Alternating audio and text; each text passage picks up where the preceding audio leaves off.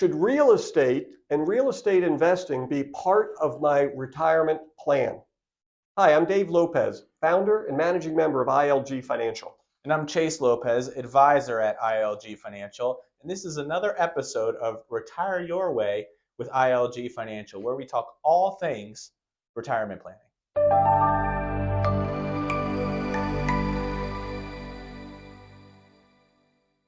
Now, Dave, before we get started, everyone just hit that like and subscribe button down below. That way you can be alerted of any future videos that we put together. Need that like and subscribe. That's right. That's right. Thank you for saying that. So yeah, let's jump right into it, right? We get this quite a bit. Should I have some real estate component as part of my investing plan? And the answer is, it depends, right? Everybody's different. And That's if you've watched our videos or listened to our podcast or you're a client, you've heard this idea over and over again. As we move in and near retirement, everyone's plan should be different. Your needs are different, your goals are different, your risk tolerance different. It's all, the amount of money you have to invest is different. It's different for everyone. Yeah, so today I think what we're just sticking with the real estate, right? We're going to talk about a few different ways that you can invest in real estate in retirement. Right?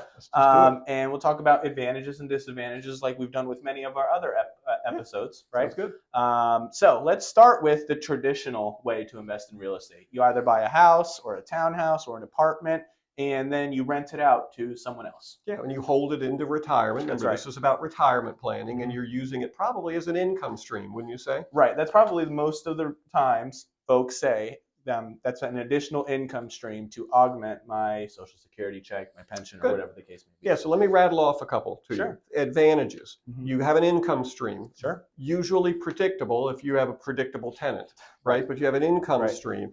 There's usually tax advantages with real estate. You can depreciate the property over time. If you haven't had the property over 30 or 32 years, you're depreciating part. That's just a tax savings, fancy talk for some tax savings. So imagine if you're getting rental income, you wouldn't have to pay tax on the entire rental income because of depreciation and stuff like that. So there's some tax savings. There's an income stream, right? And if the property's appreciating, it's growing just like your investment accounts.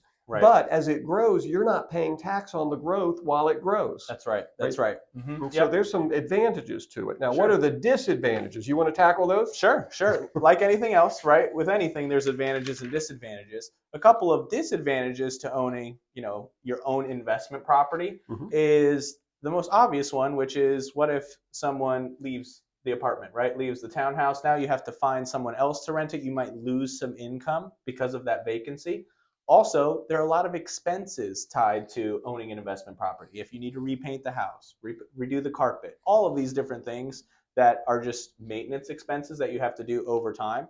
So what we like to tell a lot of folks is if you're getting into investing in individual real estate properties, it is like a business, isn't it, Dave? Not like a business, it is a business. Right. And the people who have the horror stories about real estate, when we get to really dig into what happened, it's not, I had a bad tenant. That's part of the business. Right. The problem is you weren't treating it as a business. It's not like a mutual fund or a stock where you buy it and then you don't look away. You just start getting $300 a month in positive cash flow. Right.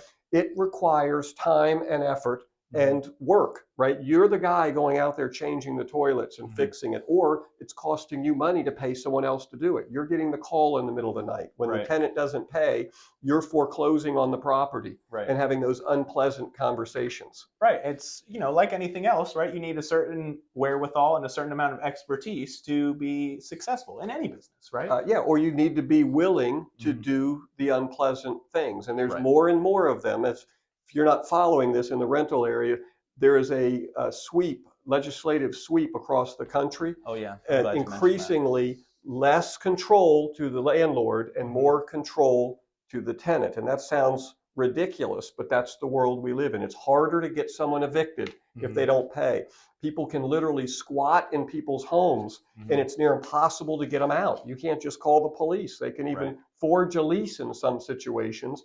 And you can't get them out until you go to court. It may take months to convince the court that it's a forged lease. So there's a lot of negatives, like any business. Right, and treat it like a business. Right? Yeah, treat it like a business. That's really kind of the takeaway there.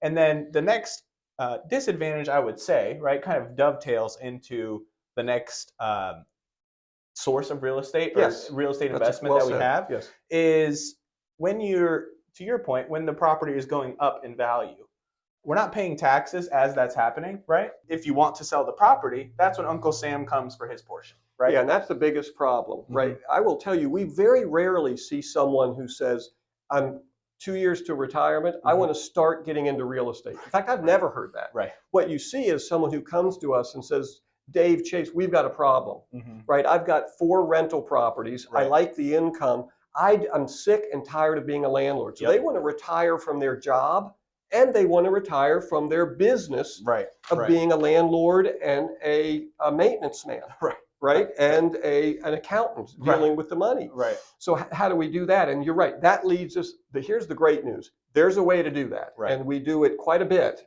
right? And I've done it personally. Sure. And let's talk about that. Yeah, so the problem, right, again, just to kind of reiterate, is the house has gone up in value. We haven't paid taxes. We want to sell, to your point, but we're kind of stuck, right? So there are investment tools out there. They're known as Delaware Statutory Trusts. The And abbreviation for that, if you've seen them, is DST. that's And right. before you go into any Yeah. detail, if you click below the link, Oh, we've yeah. got a Yeah. small book that gives you very quick read on the basics of Delaware statutory trusts, Mhm. who they might be a good fit for, and basically how they work. So you don't have to get it all from this video. Yeah, and That's right below. if you want us to do a video specifically to dive in a little bit more on Delaware Statutory Trusts or DSTs, to your point, Dave, That's a good point. just throw it in the comments, and we'll be happy to put together a video for you all for that. But really, the 10,000-foot view on what a Delaware Statutory Trust is it allows you to retire from being a landlord. You don't have to be the maintenance man. You don't have to be the plumber, to your point, Dave. Moves you into a passive real estate investment, meaning you don't have to be active in the management of it.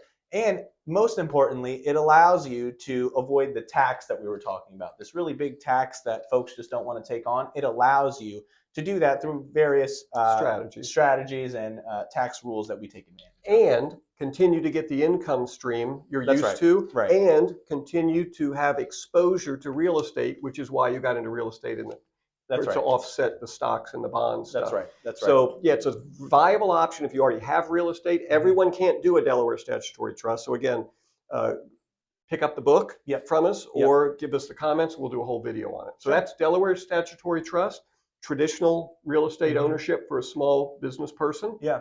What's the third one? The third one is, and a lot of people are probably familiar with these or have heard of them on TV.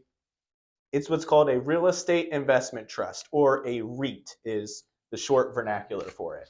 And a real estate investment trust operates similar to, say, a mutual fund. You have a real estate investment trust manager, and they are buying and selling properties inside of that fund, right? And you can buy that in your brokerage account. You can buy it in your IRA. An advantage there is it's liquid, so you can turn around and sell it if you want to, right? You don't have to get a real estate agent or anything like that. Yeah, it's a big advantage with a REIT as opposed to buying a townhouse or a Delaware statutory trust. It's more liquid. Right. Right. The disadvantage, as you pointed out, is that less control of the actual real estate. So if you own a townhouse, you've picked it. Right. If you do a Delaware statutory trust, just like the townhouse, you've picked the property you want to invest in.